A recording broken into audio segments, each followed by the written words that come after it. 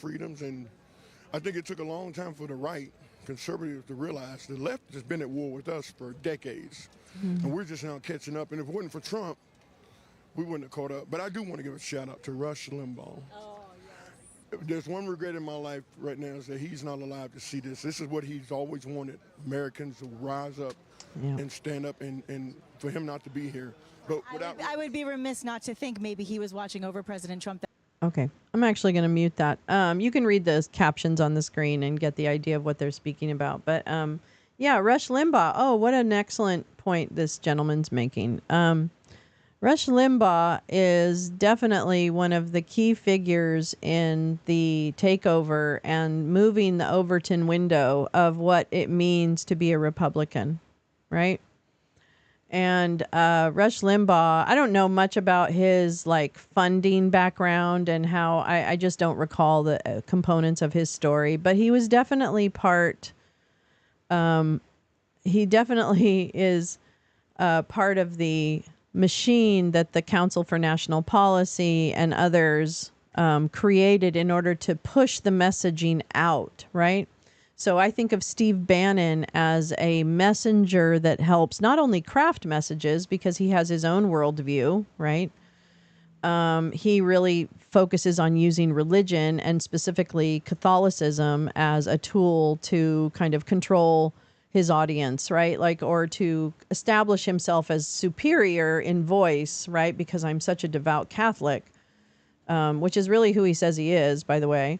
And that works in turn to establish his authority in some regards for members of his audience, for those who buy it, right? So he's what I also think of as a messenger, like that pushes information out on his channels, Real America's Voice, all that kind of stuff. In many ways, Rush was one of the pioneers. I mean, there were others before him, Father Coughlin, in the 30s and all that stuff, but he was really he really perfected the art of message silos, information silos, and disinformation or misinformation, and news, opinion positioned as news. Because again, I would urge people that disagree with me to listen differently next time when you're hearing something like maybe interviews like this or something, and just think about, or better yet, what Emerald Robinson might be telling you from her desk at, I don't know if she's still with Lindell, but anyway, she was stuck at Lindell for a long time. I don't know if she made the jump to Mike Flynn's Patriot TV or not, but nonetheless, if you listen to those folks who are sitting behind the desk and telling you information, really think about what the words that they're using and whether or not what you just heard was an opinion or an actual just fact, right? And we should be able to tell the difference between like an opinion and fact. And just ask yourself, because I think what you'll find, because I do this a lot, like when I'm listening to this stuff, otherwise it drive me crazy. I really think about, okay, what did I just hear? Was it an opinion or a fact? And there's very little, on average, there's just very little fact in these types of programs. I mean, look at what we've got. Does this look like a news station? This doesn't look like a news station to me. Well, there he is. Speak of the devil, literally. So I want to help. I'm here to just say, think differently about the media you're consuming. And I can say the same thing about CNN and how they have evolved, because their new owner is also a very devout Christo-fascist kind of like not the good kind of Christian, who is like, I want to do good in the world. This is like a Christo-fascist that says, I want to keep my money and power, and religion is one banner I carry in order to justify my push for power and money, right? So that's really the difference between Christo-fascism, if you will, and I believe others are less than me, down deep or whatever, or just up front. So the thing is that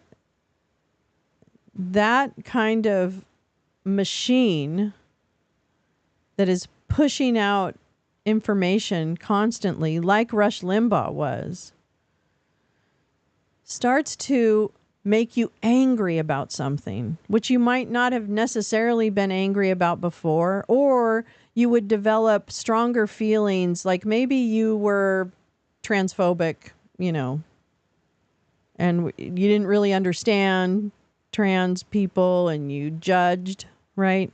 But you didn't go around saying, don't touch the kids or whatever, right? Whatever the mantra is right now. Well, you might have seen people like that who might have had that. And if they've consumed a lot of media over the last few years telling them just how demonic and manipulative and child victimization-y kind of stuff. And they've become now like a vehement hater, right? Or even if they claim, I don't hate trans people, but don't touch the kids, right? Because what that really is saying is the trans lifestyle is fundamentally wrong, when in fact, what happens with individuals under 18, number one, is none of your business. That's a family issue and a doctor issue. But beyond that, it's simply not happening in the ways that you think it is, or certainly at the rates that you think it is. So I would ask that you, again, increase your media literacy around what actually happens under gender-affirming care. And then let's retreat back to the first point I made, which is, it's none of your fucking business. No one, not drag queens, not trans people, who are people, by the way. No one wants your kids. No one. And the fact that you would claim that leftists or those folks don't care about children because of what we believe is fundamentally wrong and insulting. And how dare you? You have no idea.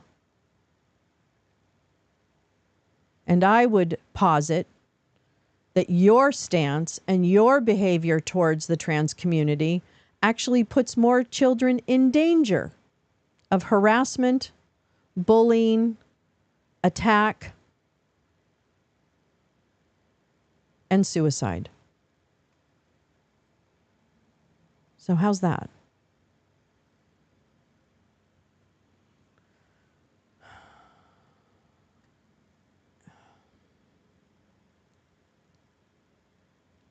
Be smarter.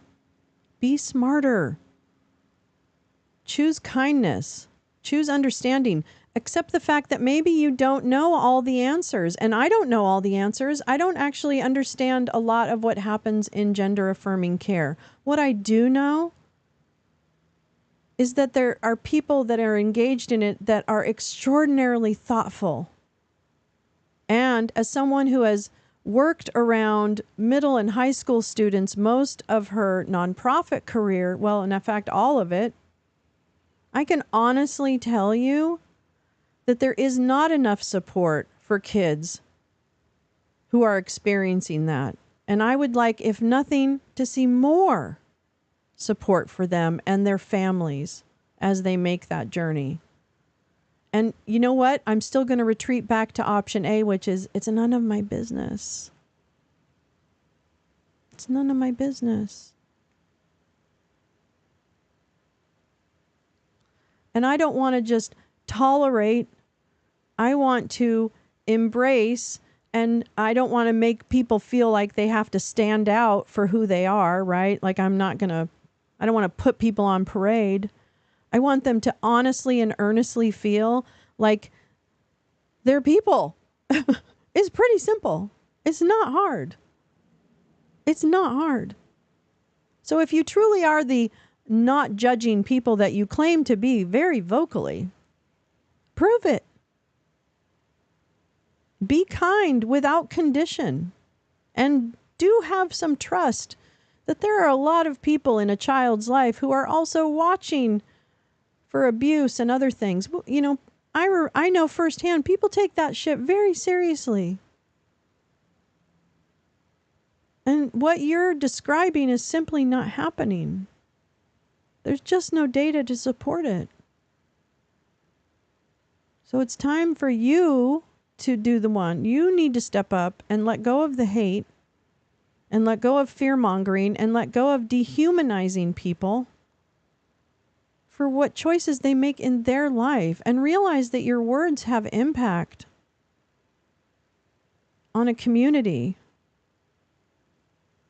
who shouldn't have to worry about whether or not they're going to be harassed or whatever. They shouldn't have, no one should have to live like that. Not even MAGA, right? Like I don't go around to people in red hats and smack the hat out of their hand. I would never do something like that. I actually, and I'll say it again because apparently people don't really get where I'm standing on this. The people who showed up to the J6 ellipse, etc., had a right to be there. They did not have a right to violently enter the Capitol or enter the Capitol at all.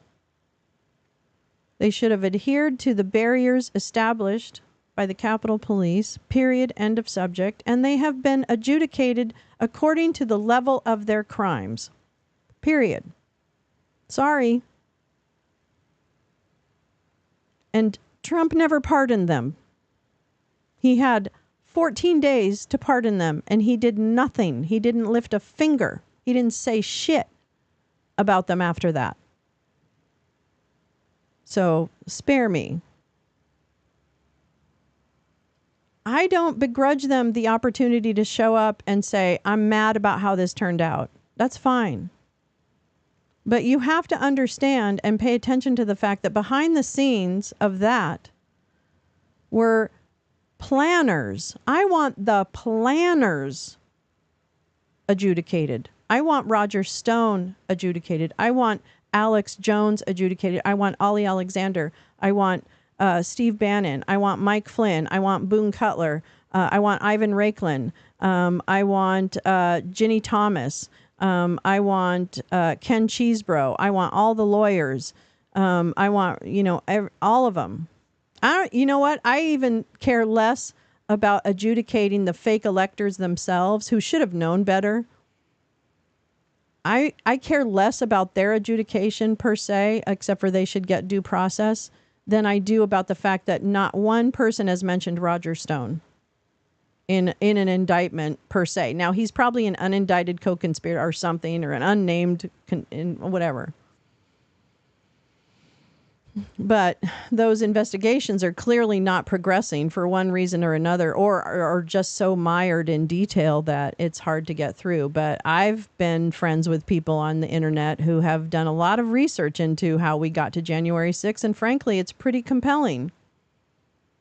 It's pretty compelling that in September of 2018, Trump signed EO 13848 and reauthorized it and amended it so that it had something to do with domestic elections instead of just how the U.S. State Department, or USAID rather, is part of foreign elections. So that was a direct aim at trying to disrupt the 2018 midterms. It didn't work. Although it did work if you think about Florida and the Brooke Brothers riot with Roger Stone and Matt Gaetz.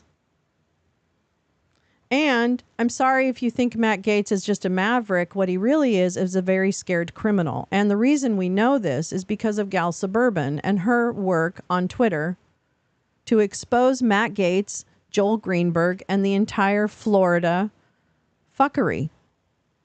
So much so that Matt Gaetz sent his little Nazi, Chuck Johnson, to intimidate her off of the internet by threatening to dox her and doxing her and her family, putting them in danger. So clearly, Gal was over target when it came to Matt Gaetz. So we know and have the receipts on Matt Gaetz. He is not acting in the best interest of the country or anyone. He wants to be governor, maybe wants to be president. He has goals, and he has a lot to hide. And the reason we know this is because Joel Greenberg, his bud, has provided tens of thousands of pages of receipts about his crimes that implicate Maddie, right? And furthermore, Joel Greenberg, had pretty much got a sweetheart deal. He's serving, I think, 11 years of what was supposed to be like 99 years or something that he was potentially facing because he cooperated. But somebody kiboshed the investigation at the, I think, FBI about Matt, right? Because remember, it was like, well, we're not going to look into the trafficking of a minor for sexual abuse charges. We're not gonna look into that. But guess what? Fun fact: the reason Matt is so nervous is because there is currently a House ethics investigation. And if you know anything about House ethics investigations, I believe Menendez had a House ethics investigation. Am I wrong about that? Because what I have found is that those ethics investigations, if they do find any evidence, generally turn into criminal convictions. So Matt Gaetz is very nervous. And he can't control what Joel has said or will say. Oh, good. Okay, I thought I might be, but... So we've got some very scared folks on our screens these days. I'm sorry to burst the bubble. But I'm just saying, it's just, a thing is a thing. A thing is a thing.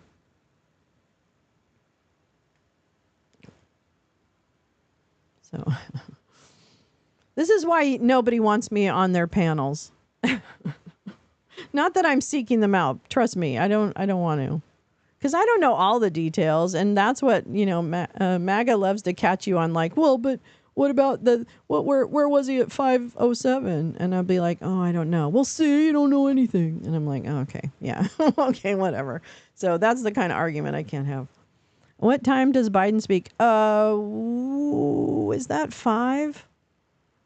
Is that 8 p.m.? Isn't it a prime time? Hold on, let me find out. Hold on. Hold on to your love. You got to hold on. Hold on to your love. Okay, so let me see here. Oh, sorry, I didn't mean to do that. Real sorry about that. Let me see, when is the president speaking tonight? Tonight. Ooh. Oh, wait, I didn't want to do that. It's all BB all the time. Okay, wait. Wait.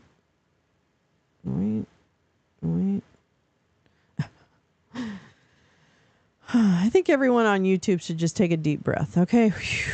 Just take a deep breath. Blow it out. Prime time, yeah, I thought it was. I'm just seeing if there's probably like a upcoming, placeholder for it. So I was just going to see if it was. There's a briefing at 11. I can't watch her briefings. It's not that I don't like Karine Jean-Pierre, because I do. But she seems exhausted, and it's okay. But I can't do it. Because I'm exhausted too, and I don't. I get stressed out for her, and I don't want to get stressed out. So, God bless her. God bless her for what she's doing. Let's see here. Well,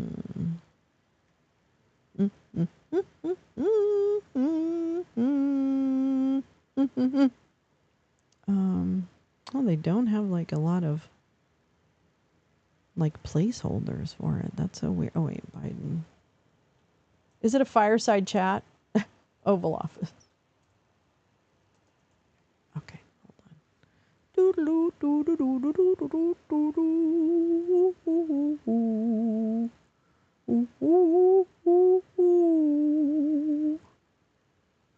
Oh, that moron. That's this guy's super Catholic. That guy right there. Matthew Alvarez. That's his name. Matthew Alvarez. Bow, bow, bow. He's the one who said something about unaliving, like someone should be shot or something like that. He said something really spicy and got in trouble for it for like a minute. And then they, of course, let it lapse. And here he is. But his ass is sitting in Auburn, Alabama now. He's not in the field as much. Womp womp. Sorry. Sorry. Wait, that's not that. That's not that. I'm telling you right now, this is really hard to find. Oh, C-SPAN. Oh, you know what? I'm so dumb. I'm just going to fucking Google it. Biden speech. Turn around, bright eyes. I guess we should watch it. I hadn't even planned on it. Okay, so 5 p.m. Pacific, 8 p.m. Eastern, et cetera, et cetera.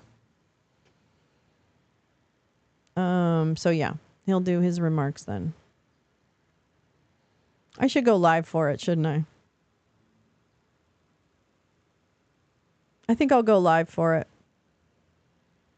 I think I'll do that. What time is it? 11:20. I think I'll go live for that.